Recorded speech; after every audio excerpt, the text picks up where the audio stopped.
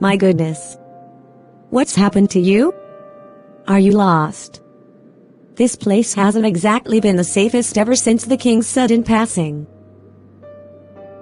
That's quite unfortunate. How's the rest of the king's family taking the news? His son, Adrian, has assumed the throne. His first order was to put out a national manhunt on the banished Prince Eos, the Shadow Queen, Lilith, and the heretical prophet, Nicodemus. Anonymous sources linked those three individuals to the king's demise. But if you ask me, he should have set the manhunt aside for now and instead focus on ruling Eldora. So, that's the reason why this place looks like an utter disaster.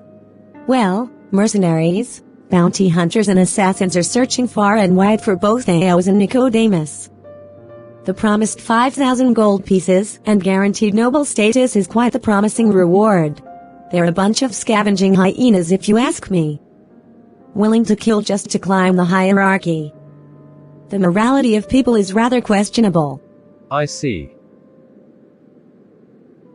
I apologize for my rambling. I went on about the anarchy of Eldora without introducing myself. I'm the Countess of this shelter, Jasmine. It's nice to meet you. Why, thank you, Jasmine. I believe my name is Hamp.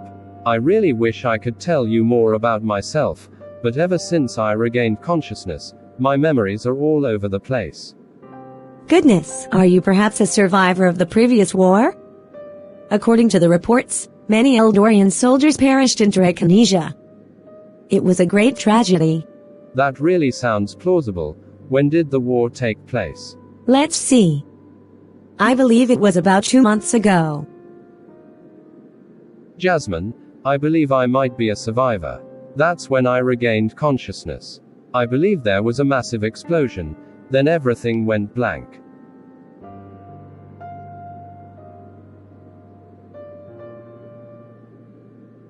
It's all right, Hamp. You're finally home. You're a hero. If you don't have anywhere else, you're free to stay here. Thank you, Jasmine. You're truly amazing. Now, I bet you're scratching your head right now.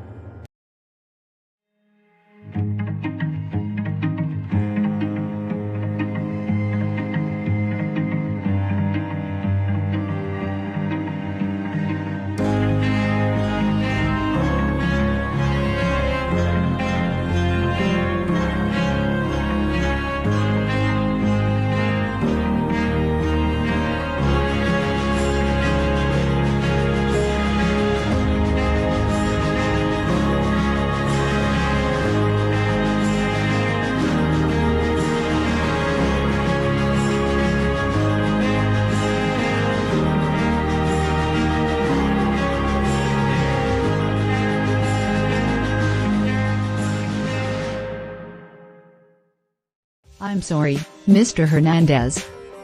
But, are you sure you're reading the same story? I believe you may have skipped a few parts. I can assure you, Miss Green. This is exactly how the story goes. I suppose you're right to demand an explanation for this sudden outcome. So, let's backtrack to what happened after the Untitled ambition saved the three from Eldora's attack. Later, Prince Eos, where are you? There's nothing but brightness everywhere. Do not worry about Prince Eos or Lita at this moment. In order for things to align, the two must live life separately from one another. Separately? How are they going to protect themselves from those that wish to slay them? I've concealed their identities from those of ill intent. Not only that, but certain memories of their previous lives will also be removed. For example, the memories of the two ever meeting. That's so cruel. Why do that to them? This is all to protect them, even from themselves in some cases. However, your memories shall remain. You will write all that you've seen and experienced in Drakonisia. Your account shall help many in that final hour. I understand. I just wish we had a proper send-off before parting ways abruptly like this. But, this is for the best. I'm glad you understand, Nicodemus. The journey as a prophet is quite challenging, but your rewards are far worth it. That you, Guardian. That was confidence boost I needed in order to get started. I'm glad that you understand. Now, go. Fulfill your assignment for the protection of the world. And so, Nicodemus left the White Void and returned the world to archive the journey he just embarked on. Wow, despite all that, those memories are being erased. All the memories of Princios and Lita ever meeting each other completely vanished. Memories of seeing this exotic lady whom he had formed a beautiful marriage and unity with is now gone. And the bonds between her and her people vanished as he tried to protect Drakonisia from the invading Eldorians that overtook the land. I mean, these memories seem so pivotal. Who would forget such a massive battle like this? I mean, like, who wouldn't want to tell the story about this? Well, I'm glad Nicodemus was obedient enough to actually archive this story and jot it down. Like, I mean, I have a battle between humanity and the Draconian Empire. I mean, of course. Who wouldn't want to tell a story about such an amazing battle like this? Well, outside of Nicodemus, who wrote this story and archived it, there was another group who equally didn't forget the fiasco that took place. And that group was definitely a young Khalid returning home from the mountains with his dragging sisters. And here's what's going on right now. My goodness, what happened to our home? Are you sure we didn't lose our sense of direction on our way back to Draconisia? No, my prince. This is indeed Draconisia, but I don't understand what happened here in this place. Where are the rest of the tribesmen? That's what's troubling me the most. What could have happened for everyone we know to disappear from this Death Valley?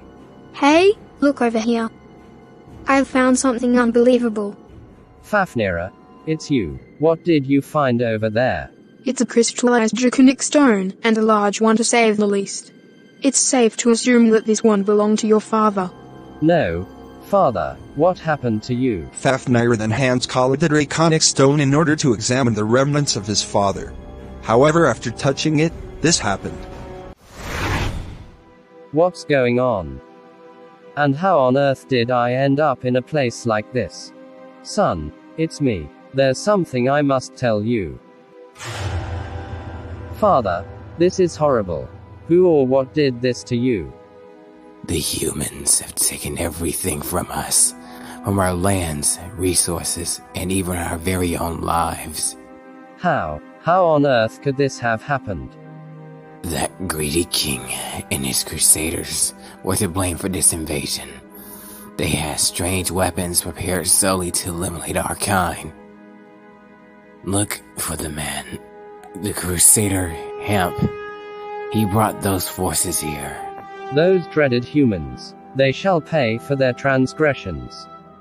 In due time, however, you must take your sisters of the tribe and flee this place from evil humans. You're the last male of the Draconian Empire. If anything were to happen to you, we as a species are finished. So live on. Thank you, Father. The remaining Draconians will forget your sacrifices.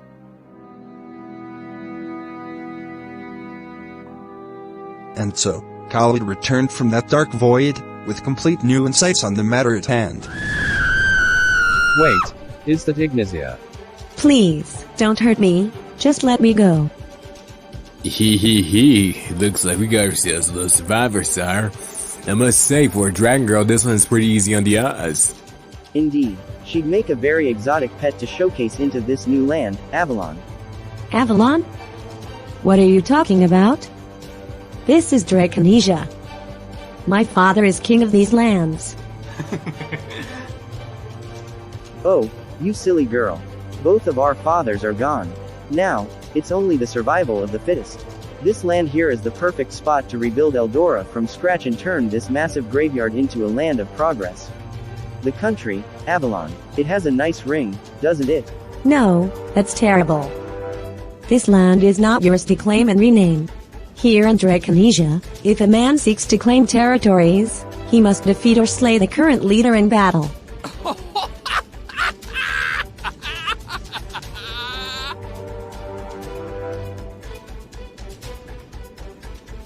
Very well, we shall honor the customs of your people. So, where is your current ruler? I'd like to speed through this preliminary sooner rather than later. You human fiends. Release my sister at once. Ah, perfect timing. I take it that you're the current ruler of Draconisia, correct? I'd like to challenge you to a formal duel for ownership of these lands. Your sister explained your tribe's customs to me and so I wish to comply. Very well. There's no way I'd let prideful humans like yourself just up and take whatever they please. Prepare yourself. The duel ended swiftly after Prince Adrian slashed out one of Khaled's eyes with a Fafnir blade. What's slashed with this draconic blade can never be healed. This is terrible. Our tribe has officially lost everything. After all the years we spent building this place. Why? Please, brother, you mustn't give up. Yes, we may have lost our lands and the rest of our people. But, we have each other. We can still build. She's right. We can always return to the Western Mountains where we were able to molt in peace. Besides, even if you won that duel, there was no guarantee an arrogant being like that was going to really accept defeat. Plus, you've saved me from being a pet to those evil people. For that, I'm truly grateful. Draconisia is damaged beyond repair. If those humans want this barren wasteland, it's theirs for the taking. This was all Hamp's fault. Our people gave him their trust and this is what it amounted to. Humans are the worst of the worst. You have every right to feel that way, brother. But, where do we go from here? The three of us will follow your decision, as the head of our tribe. It's not much, but I guess we should return to the mountains.